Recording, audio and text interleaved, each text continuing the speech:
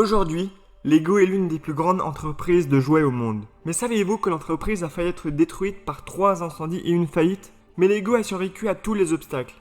Et brique par brique, l'entreprise s'est reconstruite pour devenir l'une des marques les plus puissantes du monde. Ole Kirk Christiansen, le fondateur de Lego, a eu des débuts très modestes.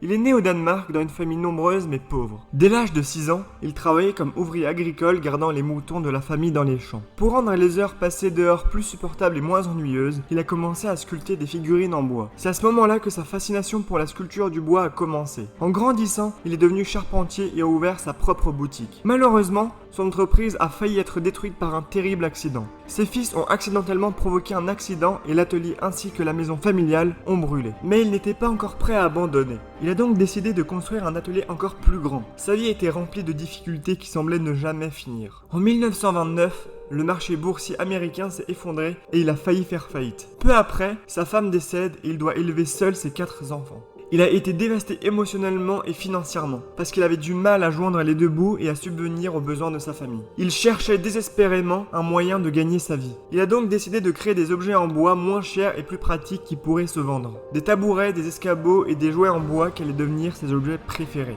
Et comme il s'est avéré qu'il était un brillant fabricant de jouets, il a appelé l'entreprise Lego. Lego vient du mot danois leg gods, qui signifie joue bien. Malheureusement, malgré tous les efforts, ses activités ne marchaient pas bien. Mais encore une fois, il refusait d'arrêter et vendait même des jouets en échange de nourriture. La tragédie a de nouveau frappé. En 1944, un autre incendie a ravagé son usine. La douleur de tant d'échecs et d'obstacles a presque fait renoncer à son entreprise. Cependant, il décide de reconstruire son usine et de recommencer.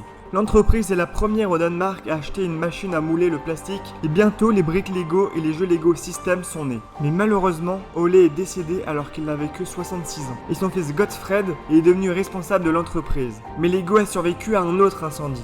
Le feu a brûlé l'entrepôt avec les jouets en bois et à cause de cela, la société a décidé d'arrêter de fabriquer des jouets en bois et de travailler uniquement avec du plastique. La société qui a survécu à 3 incendies et qui a été au bord de la faillite à plusieurs reprises est devenue l'une des plus grandes entreprises de jouets au monde. Et tout cela parce qu'Ole était déterminé à reconstruire l'entreprise brique par brique, encore et encore, pour finalement créer une marque puissante qui est devenue l'une des plus grandes sources d'imagination et de joie. Alors maintenant, souviens-toi que si tu échoues, ne t'arrête pas. Reprends-toi et essaye à nouveau.